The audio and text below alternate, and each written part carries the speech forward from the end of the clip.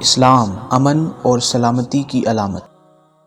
اس طرح اللہ تعالیٰ کا عذاب پانی کی شکل میں نازل ہوا، زمین سے پانی اگلا، آسمان نے پانی لگاتار کئی دن تک برسایا، ہر چیز پانی میں ڈوب گئی، پانی پہاڑوں سے اونچا ہو گیا اور تمام دنیا غرق ہو گئی، سوائے حضرت نوح علیہ السلام کی کشتی اور اس میں سوار مخلوق کے، اور کوئی نہ بچا۔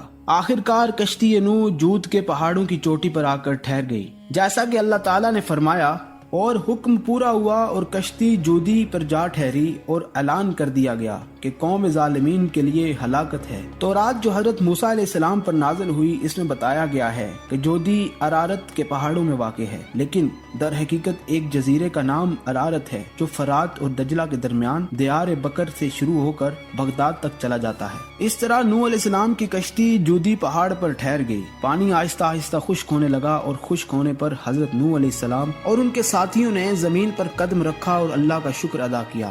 یہاں حضرت نوح علیہ السلام نے تمام جانوروں، پرندوں، چرندوں، درندوں اور حشرات، سانپ، بچھو وغیرہ کو زمین پر آزاد کر دیا اور وہ پھیل گئے۔ جلدی زمین پر ہریالی پھیلنے لگی۔ حضرت نوح علیہ السلام نے پھلدار پودے، سبزیوں کی بیلیں اور ہر قسم کے پودے لگانے شروع کر دیے۔ ان کے ساتھیوں نے ان کے ساتھ بہت محنت کی، فصلیں بوئی جانے لگی، پودے تناور درخت بن گئے، جنگلات پھیل گئے، اور رفتہ رفتہ ہر طرف ہریالی ہی ہریالی ہو گئی، دنیا بھر سے آبادی ہو گئی۔ اسی وجہ سے حضرت نوح علیہ السلام کو ابو البشر ثانی کہا جاتا ہے، کیونکہ بنی آدم کی نسل دوبارہ انہی لوگوں سے روئے زمین پر پھیلی پھولی۔ طوفان نوح نے پوری دنیا کو برباد کر دیا تھا، اس کے آثار آج بھی روئے زمین پر موجود ہیں، حتیٰ کہ آسٹریلیا، امریکہ، نیو گنی جیسے دور دراز علاقوں میں بھی اس طوفان کے آثار اب تک موجود ہیں۔ طوفان ختم ہونے کے بعد حضرت نوح علیہ السلام سب سے پہلے اللہ تعالیٰ کے حضور سجدہ شکر بجا لائے، نماز ادا کی، اور وہیں سب سے پہلے ایک مسجد تعمیر کرائی، اور پھر انسانوں کو رہنے کے لیے گھر بنانے کا حکم دیا۔ تمام جانوروں،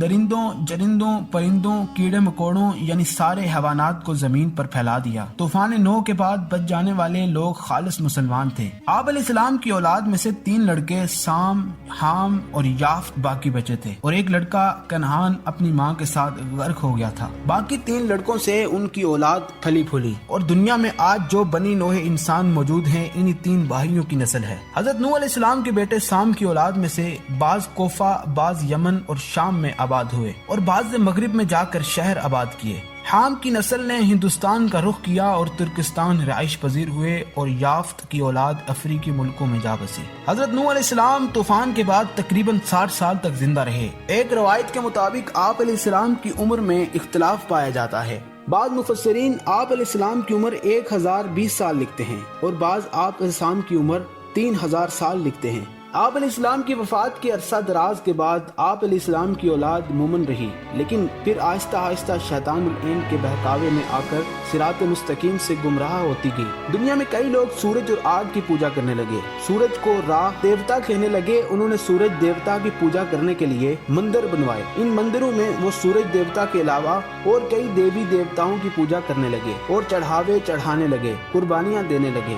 ہوتے ہوتے وہ اس قدر گمراہ ہو گئے کہ انہوں نے شیطان العین کے کہنے پر مختلف مظاہر قدرت کی پوجا کرنا شروع کر دی، اور اس طرح بنی نوح انسان ایک بار تباہ و برباد ہونے کے بعد پھر سے شیطانی چالوں کا شکار ہو کر اللہ کے عذاب کو بھول کر گمراہی، تباہی اور بربادی کے راستے پر نکل چلی۔ دنیا میں کفر و شرک کے سیاہ اندھیرے چھا گئے، اور لوگ ایک خدا کی عبادت کو چھوڑ کر اپنے ہاتھوں سے بنائے ہوئے شیطانی پیکر، بتوں، چاند، سورج، ستاروں، درختوں، بندروں، سانپ، ہاتھی وغیرہ کی پوجا کرنے لگے۔ مشرکین یہ سمجھتے تھے کہ یہ بت اللہ واحد کی شاید کے شریک کار ہیں، مشرکین یہ سمجھتے تھے کہ یہ بت اللہ کے شریک کار ہیں اور حاجت روا ہیں، جبکہ یہ بت اپنے جسم پر سے مکھی بھی نہیں اڑا سکتے تھے، تو پھر یہ کیسے کسی کے دل کی مراد پوری کر سکتے ہیں؟ سو اللہ کا عذاب ان کافروں کے لیے تیار ہے، اور اللہ کا عذاب حسب وعدہ آیا، اور قوم نوح پوری کی پوری پانی میں غرق ہو گئی۔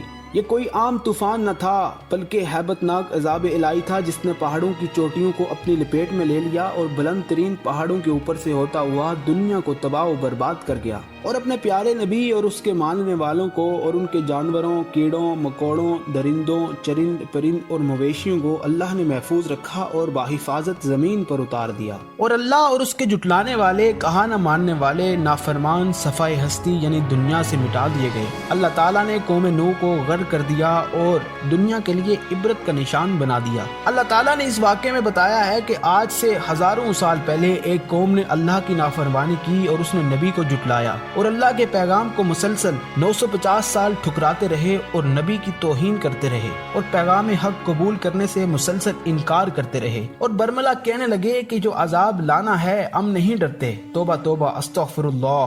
اللہ کا عذاب آ کر رہا اور پانی میں ڈوب گئے۔ اللہ تعالیٰ نے سرکشوں، مردودوں اور نافرمانوں کو ہمیشہ ہمیشہ کے لیے جہنم کا ایندھن بنا دیا، جہاں وہ ہمیشہ عذاب الہی میں مبتلا رہیں گے۔